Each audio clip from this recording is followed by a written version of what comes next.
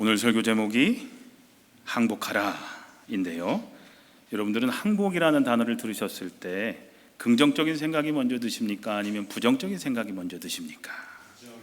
예, 감사합니다. 긍정이라고 할까봐 걱정했는데, 항복이라는 단어는 많은 사람들이 싫어하는 말 중에 하나일 겁니다. 왜 그럴까요? 항복은 보통 패배를 의미하는 말로 쓰이고, 그리고 어느 누구도 자신이 패배자가 되고 싶어 하지 않기 때문일 겁니다. 그래서 우리는 보통 항복한다라는 말을 하기 싫어합니다. 다시 말해서 이 항복이라는 말은 전쟁에서는 패배를 의미하는 것이고, 놀이나 게임에서는 내가 저 상대방보다 약하다, 못하다라는 것을 인정하는 것이기 때문에 좋지 않은 의미를 가지고 있는 말이 이 항복이라는 말입니다.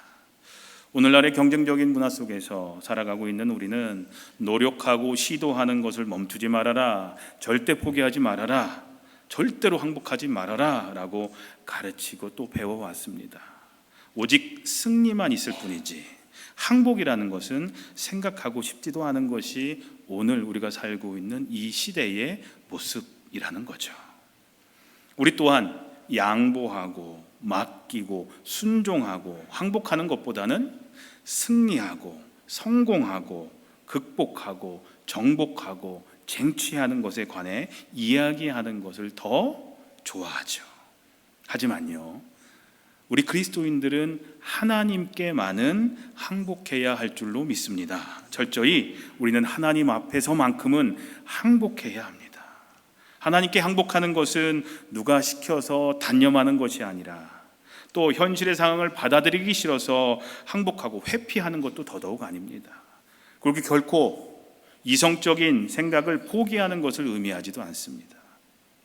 그리고 하나님께 삶을 내어드리고 항복한다라는 것은 우리들의 성격을 억누르라는 것도 아닙니다. 왜냐하면 하나님은 우리의 독특한 성품을 사용하기 원하시기 때문입니다. 우리가 하나님께 항복해야 하는 이유는 하나님이 우리의 항복한 삶을 원하시기 때문입니다. 왜요? 그런 항복한 삶을, 그런 항복한 사람들을 지금까지 하나님은 하나님 나라를 위해서, 하나님 나라 확장을 위해서 사용하셨고 앞으로도 그런 사람들을 사용하실 것이기 때문입니다. 그래서 하나님은 항복한 우리들의 삶을 원하시는 것입니다. 그리고 하나님께 항복해야 우리는 비로소 행복해지기 때문입니다. 항복한다, 우리 두 손 들죠? 우리 전쟁 영화에 보면 항복이라고 얘기를 합니다. 우리 이렇게 항복하지 않습니다. 손등을 보이지 않죠? 손바닥을 보입니다. 항복합니다 할 때, 그죠? 내 손에 무기가 없다, 너를 해칠 생각이 없다, 내 모든 것을 당신 손에 맡긴다라는 게 이 항복이라는 표시입니다. 그런 의미에서 우리 찬양할 때 어떻게 오늘도 손 여러 차례 드셨죠? 여러분들 찬양할 때 왜 손을 드세요? 예? 하나님 찬양합니다, 그죠? 또 우리 기도할 때도 손 들기도 하는데 하나님의 도움을 간구합니다.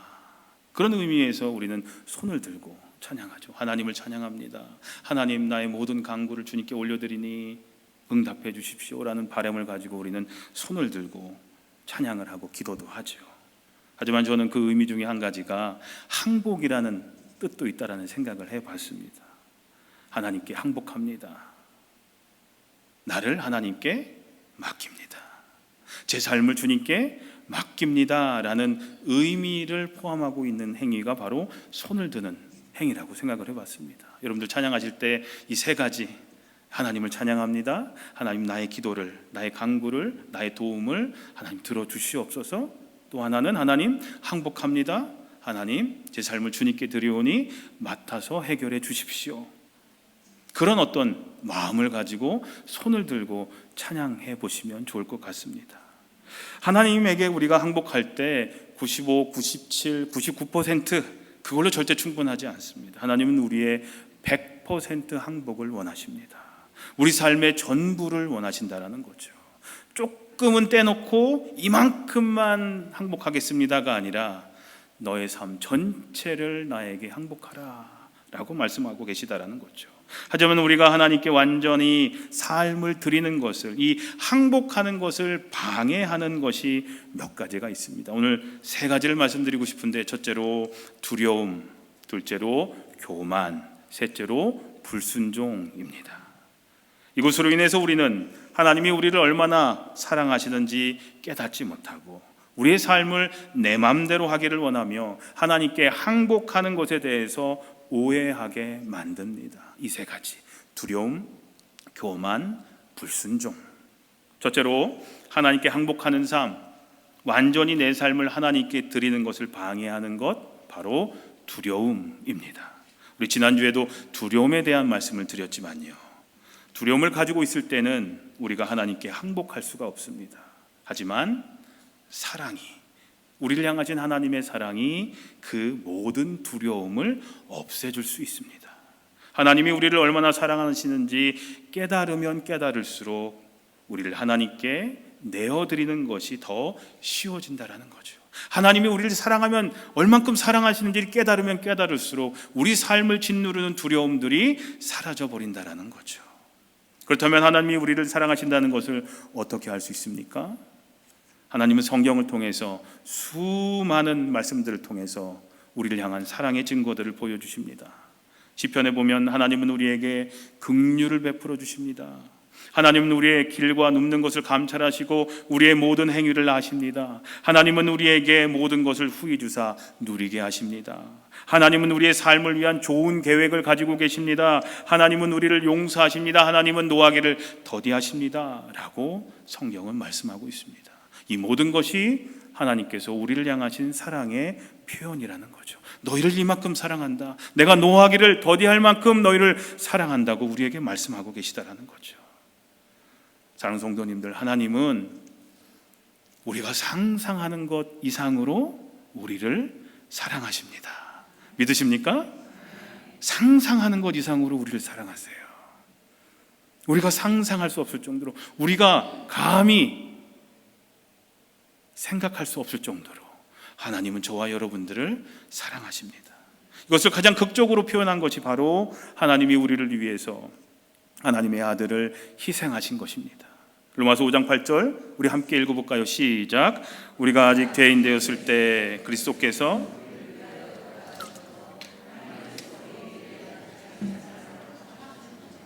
우리가 하나님께 얼마나 중요한 존재를 알고 싶다면 예수님께서 십자가 위에서 나는 너를 위해 너를 이만큼 사랑한다, 너를 포기하지 않겠다, 너를 위해 내가 이 십자가의 죽음을 선택했다 라고 얘기하시는 주님의 음성을 기억하셨으면 좋겠습니다. 사랑성도님들, 하나님은 우리를 사랑하시는 분이시고 우리를 자유케 해주시는 분이십니다. 그분께 우리의 삶을 내어 드릴 때, 내어 맡길 때, 그때 비로소 우리는 구속이 아닌 참 자유를 누릴 수 있는 것입니다. 두려움이 아니라. 두려움이 우리 삶을 가로막고 있는데 그 두려움이 아니라 하나님의 그 무한하신 사랑을 깨닫고 그 사랑을 우리가 항상 마음속에 간직할 때 우리는 분명 하나님께 우리의 삶을 항복할 수 있게 될 줄로 믿습니다. 둘째로 우리 자신을 완전히 하나님께 항복하는 것을 방해하는 것이 있습니다. 바로 우리의 교만입니다. 교만. 우리는 우리가 피조물이고 무한하지 않은 유한한 존재라는 사실을 인정하려 하지 않을 때가 참 많습니다. 그저 내가 다 옳고 내가 다 할 수 있고 내가 다 알고 있고 내가 모든 것을 다 해결할 수 있는 것처럼 여깁니다. 이것이 교만입니다. 도저라는 목사님이 이런 말씀을 하셨어요. 많은 사람이 아직도 불안한 마음으로 살아가고 있고 아직도 인생의 의미를 찾고 있는 이유는 그들이 아직 자신을 완전히 버리지 않았기 때문입니다. 우리는 아직도 우리 자신만을 믿으며 따르고 있고 우리 안에서 하나님이 하시는 일에 간섭하려고 합니다 라고 말씀을 합니다. 우리는 하나님이 아니죠. 절대로 하나님처럼 우리는 될 수가 없습니다. 그저 피조물일 뿐입니다. 우리가 만약 하나님처럼 되려고 노력한다면 우리는 결국 사탄과 같이 될 겁니다. 왜냐하면 사탄 역시 하나님이 되기 위해 노력했기 때문입니다. 머리로는 우리가 인간일 뿐임을 알지만 마음으로는 받아들이지 못하는 것이 우리의 현재의 모습입니다. 우리는 우리가 한계가 있는 유한한 인간이라는 사실에 대해서는 동의하지만 우리는 우리 삶 가운데 어떤 한계까지 이르게 되면 초조해하고 분노하며 더 똑똑하고 더 힘이 세고 더 재능이 많고 더 아름답고 더 부유하기를 원하게 됩니다. 모든 것을 가지고 싶어 하고 모든 것을 하기를 원하면서 그렇게 되지 않으면 어떻게 합니까? 화를 냅니다. 그리고 하나님이 내가 가지고 있지 못한 것을 다른 어떤 사람이 가지고 있는 것을 발견했을 때 우리는 질투하고 시기하며 불평 불만에 빠지게 됩니다. 이게 바로 교만입니다. 사랑하는 성도님들, 하나님 앞에서 우리가 한없이 부족함을 고백하고 내가 뭘 하려고 했던 그 모든 마음들을 내려놓고 우리의 교만함을 고백할 때 그때 우리는 비로소 하나님께 완전히 항복할 수 있음을 기억하셨으면 좋겠습니다. 우리 자신을 완전히 하나님께 항복하는 것을 방해하는 세 번째는 바로 우리의 불순종입니다. 아마 이게 제일 클 것 같아요. 그렇게 우리가 하나님께 항복할 수 있는 또 다른 방법은 순종이라고 얘기할 수 있습니다. 하나님이 요구하시는 모든 것에 대해서 예 주님이라고 말하는 것, 이것이 순종입니다. 우리가 주님이 무슨 뜻입니까? 주인님이라는 뜻이잖아요. 예, 주인 주자 써서 주님, 나의 주님이신 주님, 주인이신 주님이라고 부르면서 아니요 주님이라고 하면서 우리가 어떻게 주님을 주님이라고 부를 자격이 있겠습니까? 예 주님이라고 해야 주님으로 부를 자격이 있겠죠. 베드로는 밤새 고기를 한 마리도 잡지 못하면서 예수님이 다시 시도해보라고 하신 말씀에 항복하고 순종했습니다. 누가복음 5장에 시몬이 대답하여 가로되 선생이여 우리가 밤이 맞도록 수고를 하였으되 얻은 것이 없지만은 말씀에 의지하여 내가 그물을 내리리이다. 이것이 항복이고 이것이 순종입니다. 항복한 사람들은 하나님의 말씀이 이해가 되지 않아도 순종합니다. 아브라함이 그랬죠. 어디로 가야 할지 모르면서 하나님의 이끄심대로 그저 따라갔습니다. 요셉은 어떻습니까? 왜 자신에게 이런 일들이 벌어지는지 알지도 못하면서 하나님의 뜻에 순종했습니다. 이 모든 것들이 하나님께 완전히 삶을 내어드린 항복한 자들의 삶의 모습인 것입니다. 성경은 이렇게 얘기합니다. 시편 37편에 너의 삶을 주님께 드리고 인내하며 기다려라. 하나님께 항복한 우리는 더 열심히 무엇인가를 노력하기보다는 무엇인가를 더 하려고 하기보다는 더 많이 하나님을 신뢰하고 더 많이 하나님을 의지해야 한다는 거죠. 그저 나의 모든 것을 내려놓고 하나님만이 내 삶 속에서 일하시게 하는 겁니다. 이것이 성령 충만한 사람의 삶입니다. 대부분의 사람들이 항복하기에 가장 어려워하는 부분이 있습니다. 돈입니다. 많은 사람들이 생각하죠. 아마 여러분들도 그렇게 생각하실 겁니다. 나는 하나님을 위해 살고 싶어 하지만 나는 또한 돈도 많이 벌어서 편안하게 살고 싶어. 그러나 이러한 삶은 하나님께 항복한 삶의 목표가 될 수가 없습니다. 왜냐하면 우리 삶의 최대 관심인 돈과 하나님 사이에서 우리가 왔다 갔다 하기 때문입니다. 예수님은 마태복음 6장에서 이렇게 말씀하셨습니다. 같이 읽어볼까요? 시작. 너희가 하나님과 재물을 겸하여 섬기지 못하느니라. 그리고 이어서 6장 21절에 이렇게 얘기를 하셨어요. 같이 읽을게요. 내 보물 있는 그곳에는 내 마음도 있느니라. 장성도님들, 우리의 초점이 하나님께만 맞춰져 있을 때 공중을 나는 새도 먹이시는 하나님께서 우리의 물질의 복 또한 내려주실 줄로 믿습니다. 아멘. 아멘이세요? 이 부분에 참 약하시잖아요. 하나님을 먼저 선택하라고 한다면 이 물질을 못 놓잖아요. 조금이라도 잡고 싶으신 게 우리의 솔직한 심정 아닙니까? 하지만 우리의 모든 삶이 하나님께 초점이 맞춰져 있을 때 그 외의 것들은 하나님께서 다 채워주실 줄로 믿습니다. 스스로를 항복하여 내어드린 가장 훌륭한 예가 바로 예수님이실 겁니다. 예수님이 십자가에 못 박혀서 돌아가시기 전날 밤 예수님은 자신을 하나님의 계획에 항복시키셨습니다. 자기 자신을 항복하셨습니다.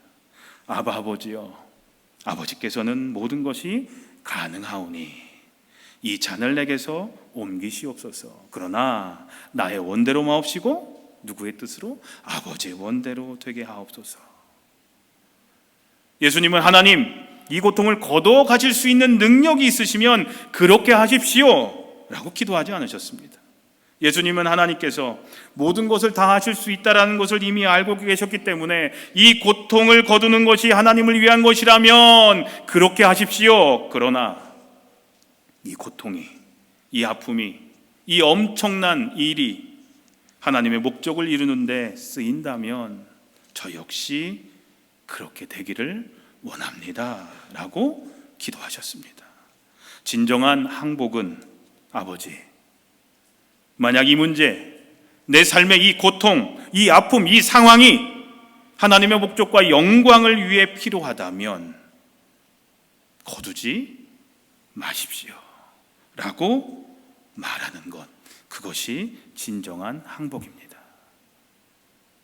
나는 이걸 얻기를 원하지만 하나님은 그건 아니다, 네 은혜가 너에게 족하다 라고 말씀하신다면 예, 주님 알겠습니다, 순종하겠습니다 하는 것이 진정한 항복이라는 거죠. 물론 그 정도로 성숙되는 것 쉬운 일이 아닙니다. 예수님도 피와 땀을 흘리실 정도로 고민하셨습니다. 삶을 항복하며 내어드리는 것은 정말로 힘든 일입니다. 그것은 우리 자신과 싸우는 치열한 전쟁이기 때문입니다. 여호수아서 5장에 보면 여호수아는 그의 인생에서 가장 큰 전쟁을 앞에 두고 하나님과 대면을 합니다.